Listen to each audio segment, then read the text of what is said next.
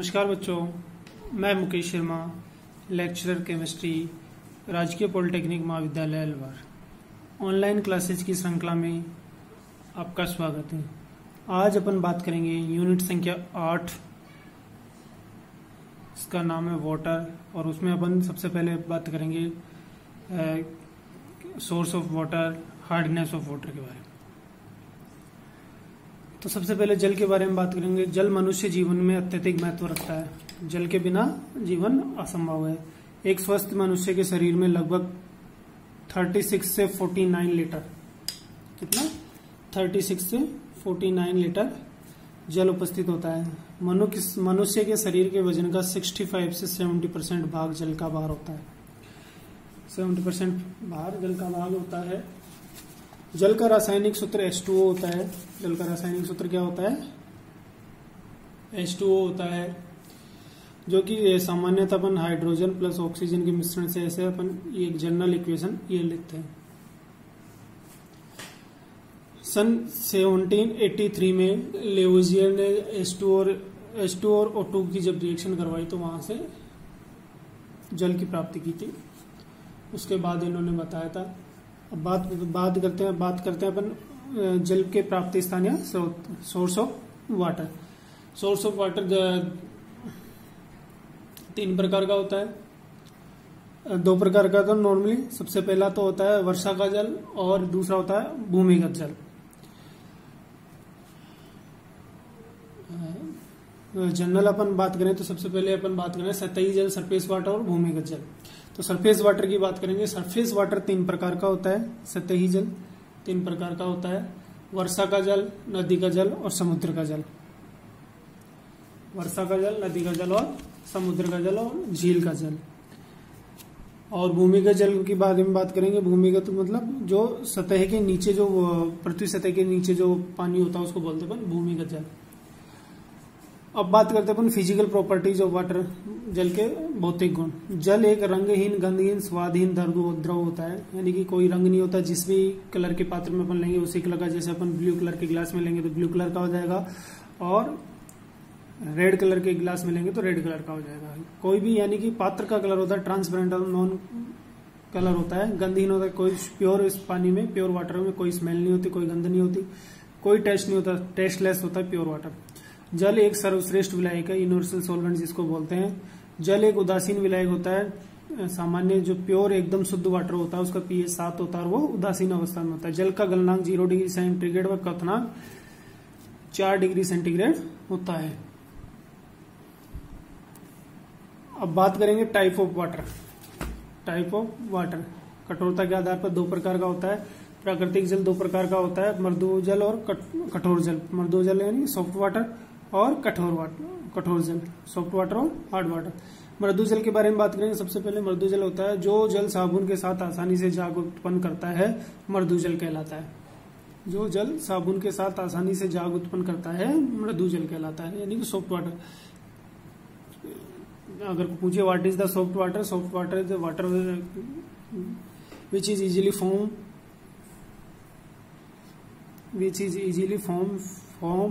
With water known as soft water. अब अपन बात करते हैं कठोर जल की, कठोर हार्ड वाटर। अब हार्ड वाटर की बात करेंगे तो यानी कि जो जल साबुन के साथ आसानी से झाग उत्पन्न नहीं करता वो कठोर जल कहलाता है। यानी कि जो सिंपलेस्ट डेफिनेशन बात करेंगे, जो जल साबुन के साथ आसानी से झाग उत्पन्न नहीं करता है कठोर जल कहलाता है। कठोर जल पीने योग्य नहीं होता है। कठोर जल में कैल्शियम, इंपॉर्टेंट बात है, क्या क्या, कैल्शियम और मैग्नीशियम के क्लोराइड, सल्फेट, कार्बोनेट लवण उपस्थित होते हैं। तो ये लवण साबुन के अणुओं के साथ क्रिया कर लेते हैं। तो सबसे पहले अपन क्या क्या उपस्थित होते हैं? एक तो कैल्शियम का और एक मैग्नीशियम। कैल्शियम का क्लोराइड CaCl2, मैग्नीशियम का chloride, carbonate CaCO3, MgCO3, sulphate CaSO4 और MgSO4।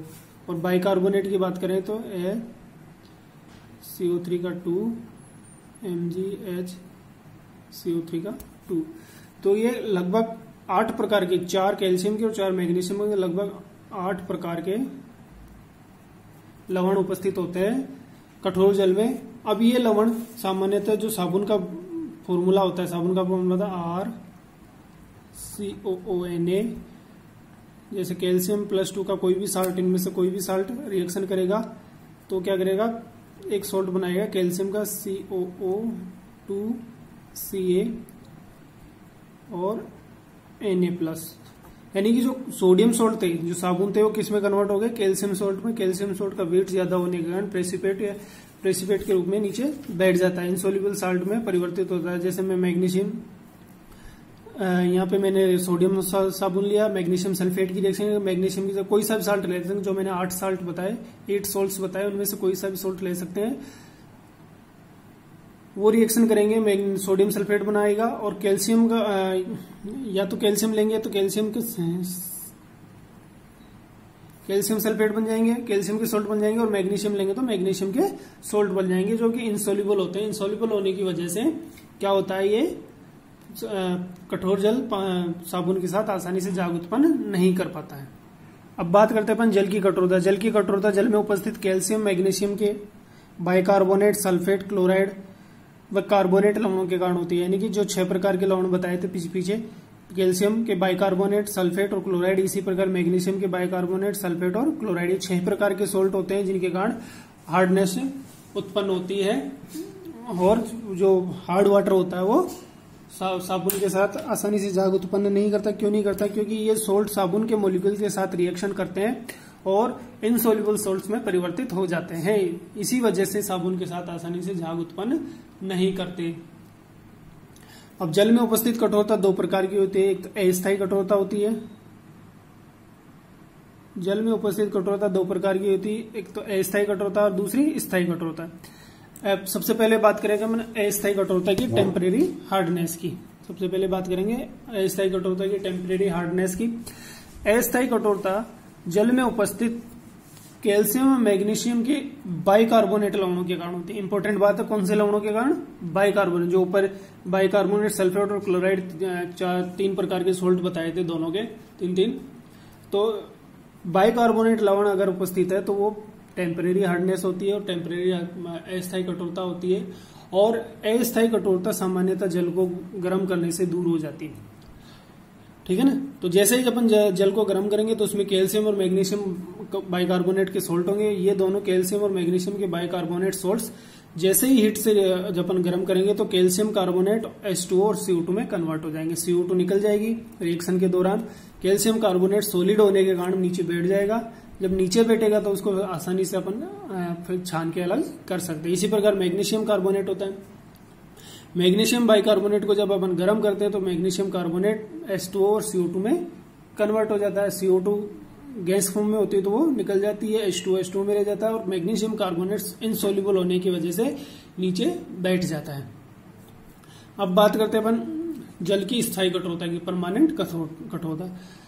जल की स्थायी कठोरता, उसमें उपस्थित मैग्नीशियम व कैल्शियम के क्लोराइड और सल्फेट, इंपॉर्टेंट बात है कि कौन कौन से क्लोराइड और सल्फेट लवणों के कारण होती है। यह कठोरता जल को उबालकर दूर नहीं की जा सकती।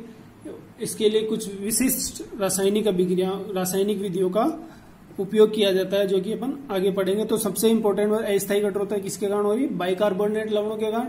और स्थायी कठोरता किसके कारण हो रही है? सल्फेट और क्लोराइड लवणों के कारण। कैल्शियम और मैग्नीशियम के सल्फेट और क्लोराइड लवणों के कारण होते हैं। तो हार्डनेस की बात करते हैं तो हार्डनेस 2 प्रकार की होती है, अस्थायी टेम्परेरी हार्डनेस और परमानेंट हार्डनेस। टेम्परेरी हार्डनेस होती है बाइकार्बोनेट लवणों के कारण, कैल्शियम और मैग्नीशियम के बाइकार्बोनेट लवणों के कारण। और ये टेम्परेरी हार्डनेस जनरली पानी को गर्म करने से दूर की जा सकती है, क्योंकि जो बाइकार्बोनेट लवण है वो कार्बोनेट सॉल्ट्स में परिवर्तित हो जाते हैं गर्म करने पर और इनसोल्यूबल होने के कारण नीचे बैठ जाते हैं और उनको छानकर अलग किया जा सकता है। स्थायी कठोरता, परमानेंट हार्डनेस, कैल्शियम और मैग्नीशियम के सल्फेट और क्लोराइड लवणों के कारण होती है। इनको सामान्यतः गर्म करके दूर नहीं किया जा सकता, तो इनके लिए विशिष्ट रासायनिक विधियों का उपयोग किया जाता है। अब अपन बात करेंगे जल की कठोरता क्रमांक। जल की हार्डनेस को, कठोरता क्रमांक को आइडेंटिफाई करने के कुछ मेथड्स हैं, उनके बारे में अभी बात करेंगे। जल की कठोरता को कठोरता क्रमांक में मापते हैं। जल की कठोरता को कठोरता क्रमांक में आते हैं। यह कठोरता सदैव कैल्शियम कार्बोनेट के समतुल्यांक के रूप में की जाती है। यानी कि जल की कठोरता जो होती है हार्डनेस ऑफ वाटर होती है उसको अपन हार्ड कठोरता क्रमांक के रूप में मानते हैं और सदैव से कैल्शियम कार्बोनेट की फॉर्म में समतुल्यांक के रूप में, यानी कैल्शियम कार्बोनेट से अपन उसकी तुलना करके अपन तो कैल्शियम कार्बोनेट का ग्राम बराबर कठोरता उत्पन्न करने वाले का लवण का तुल्यांक की बार। कैल्शियम कार्बोनेट का ग्राम तुल्यांक बराबर कठोरता उत्पन्न करने वाले लवण का तुल्यांक की बार। जैसे 50 ग्राम कैल्शियम कार्बोनेट है, वैसे नॉर्मली कैल्शियम कार्बोनेट का जो भार होता है वो 100 ग्राम होता है। 1 मोल कैल्शियम कार्बोनेट का भार कितना होता है? 100 ग्राम होता है। वो कैसे होता है? CaCO3 है कैल्शियम कार्बोनेट का। Ca का होता है 40, इसका होता है कार्बन का होता है 12, ऑक्सीजन का होता है 16 इंटू 3, तो ये होता है 100 ग्राम। 100 ग्राम होता है 1 मोल का। अब इसका तुल्यांक की भार ज्ञात करें अपन। तुल्यांक की भार ज्ञात करते हैं। तुल्यांक की भार ज्ञात करने का फॉर्मूला होता है अणुभार बटे संयोजकता। तो अणुभार कितना है इसका? 100। संयोजकता कितनी? 2। तो इसका तुल्यांक की भार आ जाएगा 50 ग्राम। तो कैल्शियम कार्बोनेट का तुल्यांक की भार कितना है? 50 ग्राम। अब 50 ग्राम जो कैल्शियम कार्बोनेट अगर बात करते हैं अपन, तो अगर जल में उपस्थित मैग्नीशियम बाइकार्बोनेट की बात करेंगे तो मैग्नीशियम बाइकार्बोनेट का तुल्यांक की भार होता है मैग्नीशियम बाइकार्बोनेट का तुल्यांक की भार होता है अपना मैग्नीशियम बाइकार्बोनेट का तुल्यांक की भार होता है अपना 73 ग्राम भाग। इसी प्रकार कैल्शियम बाइकार्बोनेट का 81 होता है 60, और कैल्शियम सल्फेट का 68 होता है, मैग्नीशियम सल्फेट का 60 होता है, कैल्शियम क्लोराइड का 55.5 होता है और मैग्नीशियम क्लोराइड का 44.5 होता है। तो अगर इतने तुल्यांक की भार है तो वो ये कैल्शियम कार्बोनेट के 50 ग्राम तुल्यांक की भार के बराबर होते हैं। तो जहां देखो मैंने नीचे एक जनरल सबका बता रखा है। अगर कैल्शियम कार्बोनेट 100 ग्राम है तो वो किसके, अगर 100 ग्राम मान रहे हैं तो इसका मतलब उस वाटर में कितना 162 ग्राम कैल्शियम बाइकार्बोनेट होगा, 146 या फिर 146 ग्राम मैग्नीशियम बाइकार्बोनेट होगा, या फिर 111 ग्राम कैल्शियम क्लोराइड होगा, या फिर 95 ग्राम मैग्नीशियम क्लोराइड होगा, या फिर 136 ग्राम कैल्शियम सल्फेट होगा, या फिर 120 ग्राम मैग्नीशियम सल्फेट होगा। तो अपन जल की कठोरता की बात करेंगे। यहाँ पे जल की कठोरता की बात करेंगे तो जल की कुल कठोरता की बात करेंगे तो अपन यहाँ पे जल की कुल कठोरता की बात करेंगे तो अस्थायी कठोरता और स्थायी कठोरता अपन दोनों को जोड़ते हैं। यानी कि अगर जल की कुल कठोरता ज्ञात करनी हो तो अस्थायी कठोरता प्लस जल की कुल कठोरता। अब अपन बात करेंगे यूनिट्स ऑफ हार्डनेस जल की कठोरता के क्रमांक। तो सबसे पहले अपन बात करते हैं पीपीएम कठोरता, पार्ट्स पर मिलियन स्केल। पीपीएम का मतलब होता है पार्ट्स पर मिलियन स्केल और पीपीएम। जल के 10 की पावर 6 भाग के बार अनुसार जितने भाग कैल्शियम कार्बोनेट या उसके समतुल्य पदार्थ जल में घुले होते हैं वो पीपीएम कठोरता कहलाती है। 1 पीपीएम बराबर 1 part of calcium carbonate equivalent hardness is in 10 की पावर 6 पार्ट ऑफ वाटर। यानी कि अगर कैल्शियम कार्बोनेट का 1 ग्राम इतने लीटर पानी में अगर घुला है तो वो क्या कहलाएगी? 1 पीपीएम हार्डनेस कहलाएगी। अब अपन बात करते हैं मिलीग्राम पर लीटर। कैल्शियम कार्बोनेट या इसके तुल्यांक कणों की वह संख्या जो 1 लीटर जल में उपस्थित होती है। यानी कैल्शियम कार्बोनेट या इसके तुल्यांक कणों की वह संख्या जो 1 लीटर जल में उपस्थित होती है उसे मिलीग्राम पर लीटर से दर्शाया जाता है। 1 मिलीग्राम पर लीटर बराबर 1 milligram of calcium carbonate equivalent hardness पर लीटर ऑफ वाटर। तीसरी का यूनिट है इसकी क्लार्क का कठोरता क्रमांक। कैल्शियम कार्बोनेट या इसके तुल्यांक कणों की वह संख्या जो 1 गैलन जल में उपस्थित होती है, 1 गैलन जल में उपस्थित होते हैं उसे क्लार्क डिग्री कठोरता कहते हैं। 1 गैलन जल का मतलब होता है अपना 1 गैलन जल का मतलब होता है लगभग 70,000 लीटर। अगर 70,000 लीटर में 1 ग्राम कैल्शियम कार्बोनेट उपस्थित है तो वो क्या कहलाएगी? 1 डिग्री ऑफ क्लार्क हार्डनेस कहलाएगी।